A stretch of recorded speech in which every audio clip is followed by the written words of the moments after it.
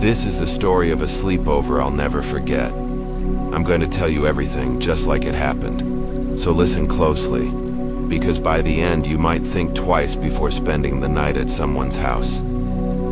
It all started one Friday evening. My best friend Maya invited me and two other girls, Lena and Priya, for a sleepover at her place.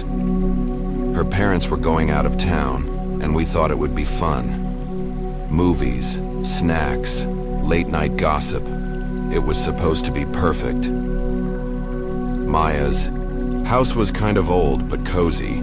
It had creaky wooden floors, narrow hallways, and those small attic doors that always looked a little too small for anyone to fit in. Her bedroom was upstairs at the end of the hall, with just one room across from it. Her older brother's room, which was always locked ever since he moved away. We arrived around 7 p.m. Maya greeted us with popcorn in one hand and a flashlight in the other. She had already set up the living room with sleeping bags, pillows, and even a mini horror movie marathon. Everything felt exciting and silly.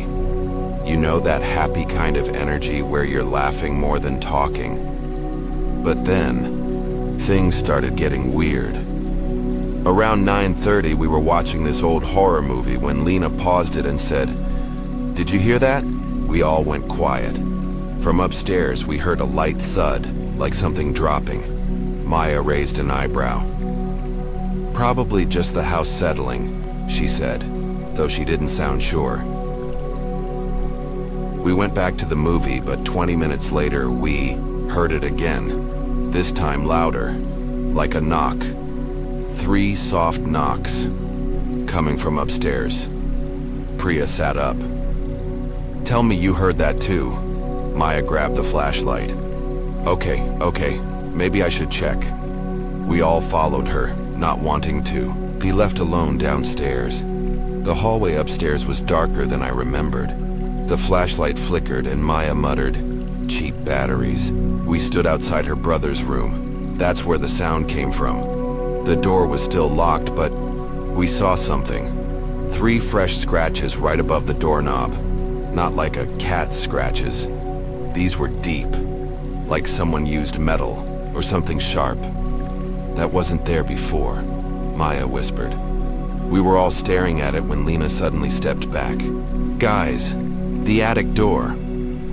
We turned. The small attic door at the end of the hall was slightly open, just enough to see the black space behind it.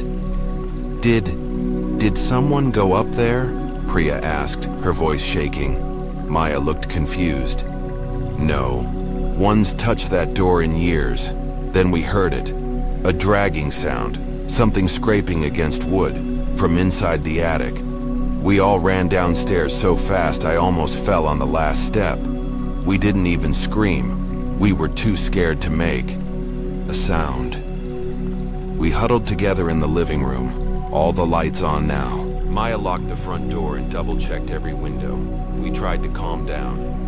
Maybe it was an animal. Maybe a squirrel somehow got into the attic. That's what we kept telling ourselves. But deep down, I think we all knew it wasn't. We decided to sleep in the living room, all 4 of us in a line. We left the flashlight on. No more movies, just silence. Around 2 a.m. I woke up. The flashlight was off. I sat up, confused. The house was dead quiet. Too quiet. Then I noticed something strange. Maya's blanket was on the floor, and she wasn't in her sleeping bag. I whispered her name. Nothing. I tapped Priya and Lena, awake. "Maya's gone," I whispered. They looked around, blinking sleep from their eyes. "She probably went to the bathroom," Lena said. But the bathroom door was open, empty. Then, from upstairs, we heard it again. Knock, knock, knock. 3 slow knocks, followed by a laugh. Not a loud laugh, a whispering, broken laugh, like someone trying to sound human and failing. "I'm going up there," I said. I don't know why. Maybe it was fear. Maybe it was something deeper. But I couldn't let Maya be up there alone. Priya and Lena followed, quiet steps. Each stair creaked like it was warning us to turn back. The flashlight worked now. I wish it didn't. At the top of the stairs, Maya was standing outside her brother's room. The door was open. We called her name. She didn't answer.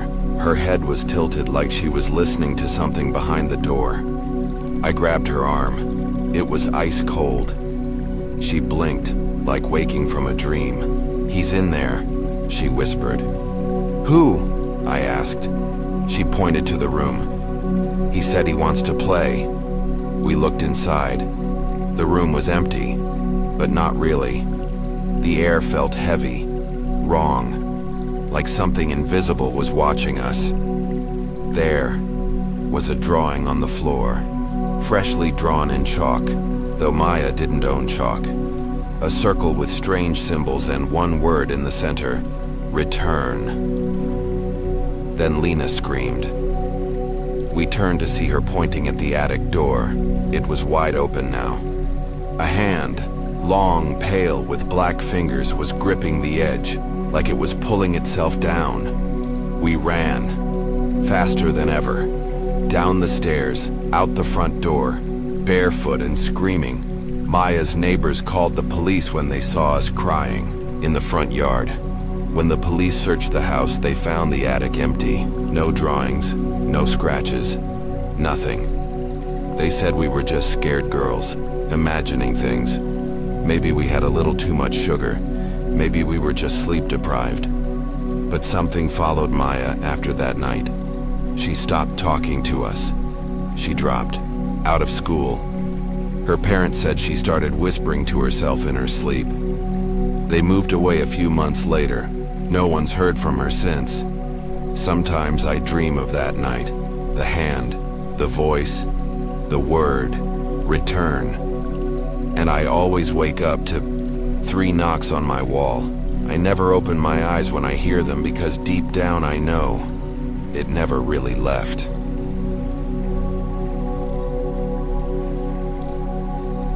This is the story of a sleepover that still haunts me to this day. I'm going to tell you exactly how it happened, so sit back, listen carefully, and whatever you do, don't turn off the lights. It started on a cold Saturday evening. My friend, Emily, invited me and 2 other girls, Sarah and Olivia, for a sleepover at her place. We were all 16, and we'd been planning it all week. Movies, snacks, music, just a fun night with friends. Emily lived in a big old house on the edge of town. It was one of those houses with a long driveway, tall trees around it, and way too many windows. The kind of house that feels too quiet at night. Her parents were out of town for a wedding, so we had the place to ourselves. When we got there, everything seemed normal. We ordered pizza, played music, danced around the living room like idiots. Around 9 p.m. we turned on a scary movie. It wasn't even that scary. We were laughing at most of it. Then, around 10:30, the power went out. The whole house went black. The TV shut off, the music stopped, and we just sat there in silence. For a few seconds, nobody moved. Then Olivia said, "It's probably the wind. It's been strong all evening." Emily grabbed a flashlight from the kitchen. "No problem," she said, trying to sound brave. "We've got candles upstairs." We followed her to the second floor. The hallway up there was cold, much colder than downstairs. The kind of cold that makes your neck hairs stand up. I don't know why, but it gave me a bad feeling. Emily led us to her parents' bedroom where she kept the candles. As she opened the drawer, we all heard something. A soft creaking sound. It came from the end of the hallway, from the guest room. The door was half open, even though Emily said no one had gone in there for months. We all turned toward it. The flashlight flickered for a second, like it knew we were about to see something we shouldn't. Did someone just open that door? Sarah asked. Emily shook her head. No one's in there. I swear. She handed me the flashlight and slowly walked to the guest room door. She pushed it open. The room was empty, but the rocking chair by the window was slowly moving, back and forth, back and forth. Emily walked over and stopped it with her hand. Probably just the wind, she said, but her voice sounded thin, unsure. We lit the candles and went back downstairs. The power was still out. We tried to laugh it off, saying the house was just old and creepy, but the fun was over. Something had changed. We sat close together on the couch, wrapped in blankets, the candlelight making long shadows on the walls. Then Olivia looked up and asked, "Did anyone close the front door?" None of us had. We were sure of that. I got up and walked to the hallway. The door was wide open, swinging gently like it had just been used. I froze. There were muddy footprints on the floor. Not from us. We had all taken our shoes off at the door. These prints were big, like a man's. And they were wet like someone had just walked in from the rain, but it wasn't raining. "Someone's in the house," I whispered. We didn't scream. We didn't move for a second. Then Emily grabbed her phone to call the police. No signal, not even one bar. We huddled in the kitchen, holding the flashlight, like a weapon. Sarah locked the back door. Olivia started crying. Then we heard footsteps above us. Slow, heavy, one step at a time. We stared at the ceiling. The sound was coming from Emily's room. "I'm calling again," Emily said, trying her phone. Still nothing. The footsteps moved. Now they were coming down the stairs. We ran, straight to the basement. Emily slammed the door behind us and locked. We sat on the basement floor, breathing fast, trying to be quiet. We could still hear the slow creaking of the steps above us. Then, silence. Complete silence. 10 minutes passed, maybe more. Then we heard something that made our blood freeze. A knock. 3 slow knocks on the basement door. Knock, knock, knock. Then a voice, a deep, quiet voice that said, "Let me in." We didn't move. We didn't breathe. We just stared at the door. The candlelight flickered like it was about to go out. Then the knocking stopped. We waited another hour before we dared to unlock the door. Emily opened it slowly. There was nothing on the other side. No one in the house. No muddy prints. Nothing. The power came back around 4 in the morning. We were too scared to sleep, so we just sat in the living room with all the lights on until sunrise. The next day, we checked the security camera outside Emily's house. Her dad had installed it a few months ago. At exactly 10:38 p.m., the camera caught something. A tall figure standing at the edge of the woods, just staring at the house. It didn't move, didn't walk up, just stood there for almost 20 minutes. Then, at 10:58, right when the door opened, it disappeared. We never saw it leave. It just vanished. We never talked about it much after that night. We didn't want to. Emily moved away a year later. We all drifted apart.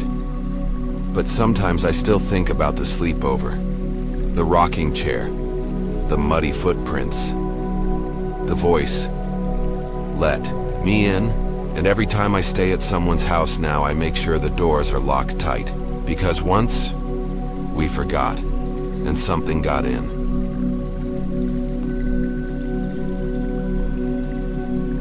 This is the story of a sleepover that turned into a nightmare, one I still can't forget.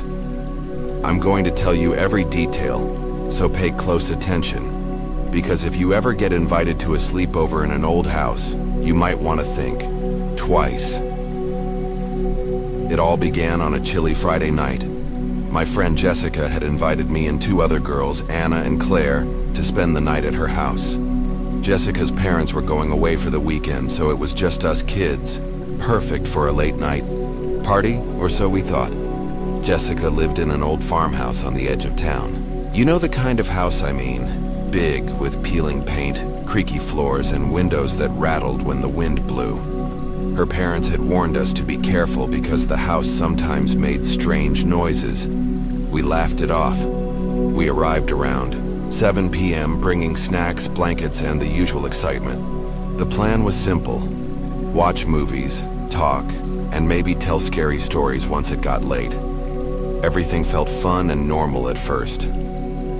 After dinner, we settled in the living room with popcorn and started a movie. The house felt a little colder than usual, but we thought it was just because the heater was old. Around 9:30 p.m., the power flickered once, twice, and then went out completely. The whole house plunged into darkness. Jessica pulled out a flashlight from a drawer. "No worries, the power will come back soon," she said. But the house felt different now. Quieter, heavier somehow. We lit some candles and tried to keep the mood light. Anna suggested we tell ghost stories to pass the time. That's when things started to feel strange. Claire told a story about a woman who haunted an old farmhouse just like this one. She said the woman was said to be trapped in the attic, searching for someone to take her place.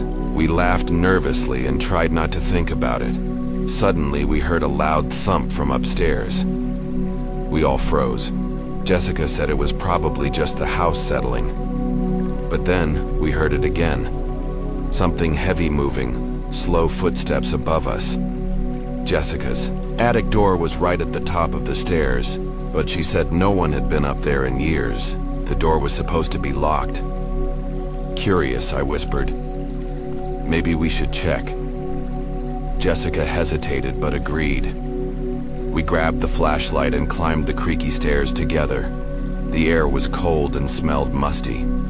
The attic door was slightly open. We looked inside, shining the light around. The attic was empty except for old boxes and broken furniture. But then we noticed something written on the dusty floor in what looked like dried blood. "Leave." We all stared at it. The blood looked fresh. "Let's go," Anna whispered. But the door slammed shut behind us. We jumped. The room grew darker, even with the flashlight on. The temperature dropped so fast I could see my breath. Then we heard a whisper. Soft, almost like a sigh. "Stay." We rushed to open the door. It was stuck. We pushed and pushed until it finally gave way, and we tumbled down the stairs. Back in the living room, we tried to calm down, but none of us could stop shaking. Suddenly, the candles went out, pitch black. We heard footsteps walking toward us, slow, heavy, right behind the couch. Jessica grabbed the flashlight and turned it on just in time to see a shadowy figure standing in the corner. It had no face, just a dark, empty space where the face should have been. We screamed and ran to the front door, but it was locked from the outside. We were trapped. The figure moved closer, its steps making the floorboards creak. We backed into a corner, then it stopped. A low voice whispered, "Join me." Jessica found a kitchen knife on the counter and held it tightly. Anna and Claire grabbed whatever they could, a frying pan, a chair leg. Suddenly the power came back on. The figure vanished. We didn't wait. We ran outside, breathless and terrified. Jessica's parents returned the next day, and we told them everything. They looked worried, but said the house had a dark history. Years ago, the previous owner's daughter disappeared in that attic. They never found her. Some say her spirit still wanders the house looking for company. Jessica's parents sold the house soon after, and we never had another sleepover there. But sometimes, late at night, I still hear faint whispers and footsteps, like someone is waiting just outside my door, asking me to join them. So if you ever get invited to a sleepover in an old, creaky house, maybe think twice before saying yes, because some places hold secrets that never leave.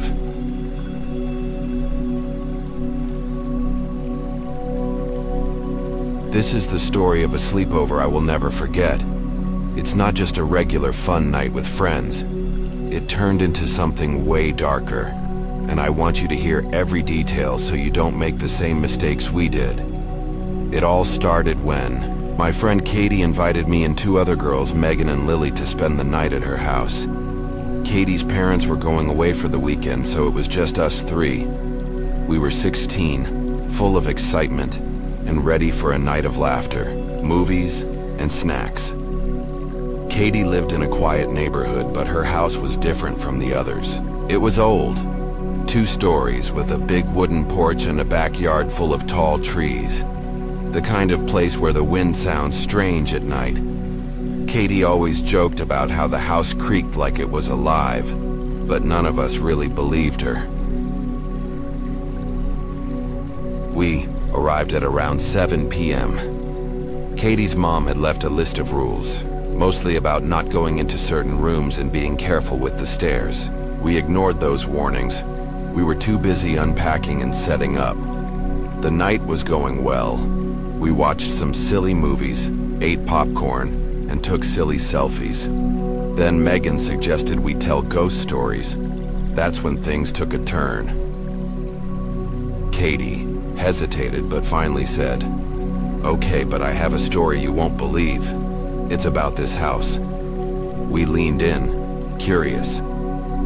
Katie told us that years ago, a man named Mr. Blackwood lived there.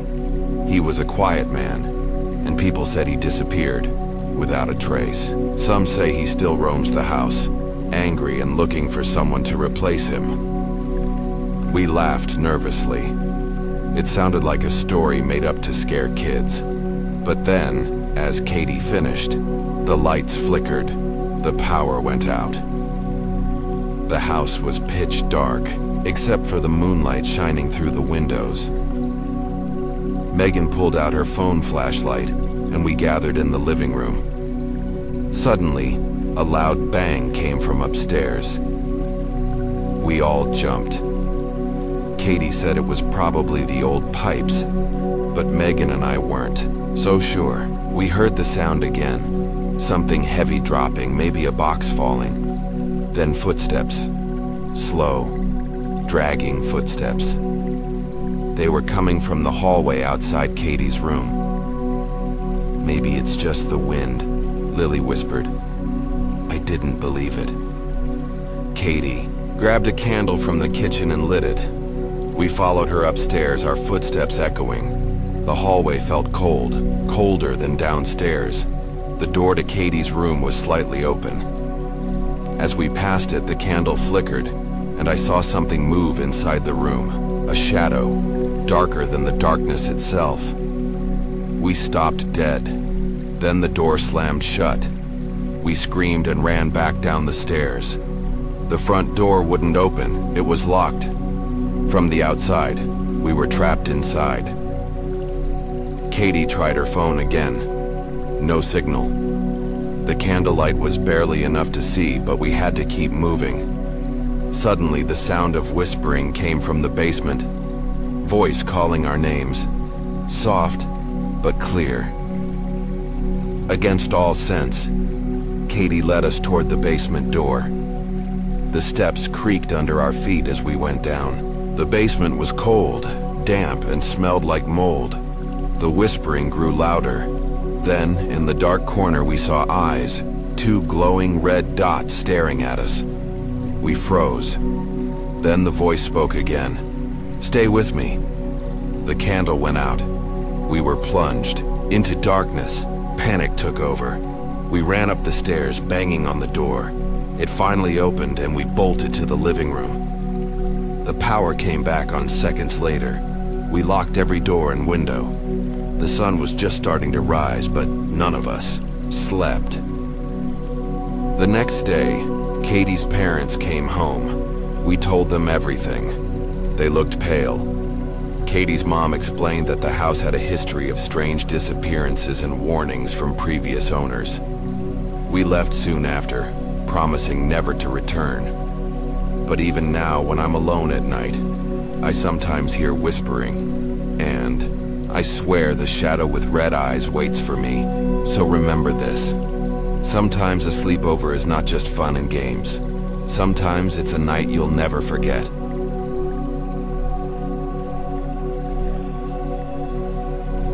Sleepover story that's not about fun or jokes, but about fear you never forget.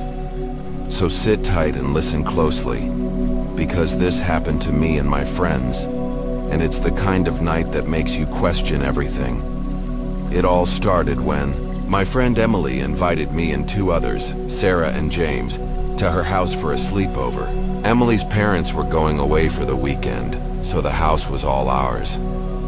We were 15 and couldn't wait for a night full of games, movies, and snacks. Emily's house was old, sitting on the edge of town near some woods. It had tall windows and an attic that looked dark and dusty. We thought it was cool at first, the kind of place that made sleepovers exciting. We arrived around 6:30 in the evening, carrying bags full of snacks and movies. The plan was simple. Watch horror, movies, tell scary stories, and maybe sneak a little prank or two. The house was quiet, except for the sound of the wind outside and the creaking floors inside. After dinner, we started with a movie, something light and funny. But then Sarah said, "Let's tell ghost stories, real ones." Emily's eyes got serious. "I have one that's true," she said quietly. She told us about the previous owner of the house, a man named Mr. Whitaker, who disappeared without a trace years ago. People said his spirit never left and sometimes wandered the halls looking for someone to replace him. We laughed, a little nervous but trying to stay brave.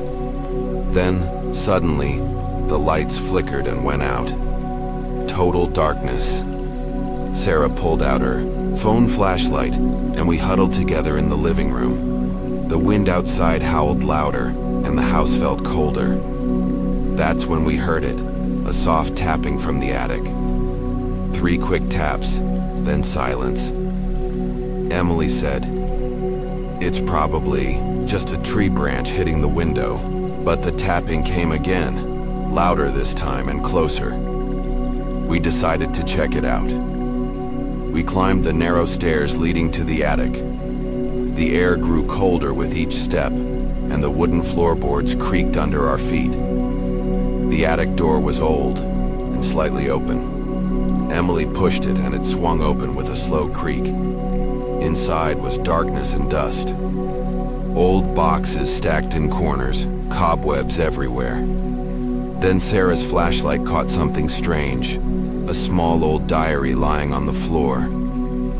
Emily picked it up and opened it. The pages were yellowed and torn, but one entry caught our eyes. "Help. Me. He watches.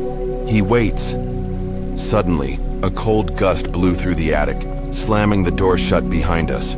We screamed, banging on the door, but it wouldn't open. The flashlight flickered and died. We were trapped in complete darkness. Then, faint whispers started. At first we thought it was just the wind, but the whispers grew louder, repeating words we couldn't understand. A shadow moved near the far wall, something tall and dark.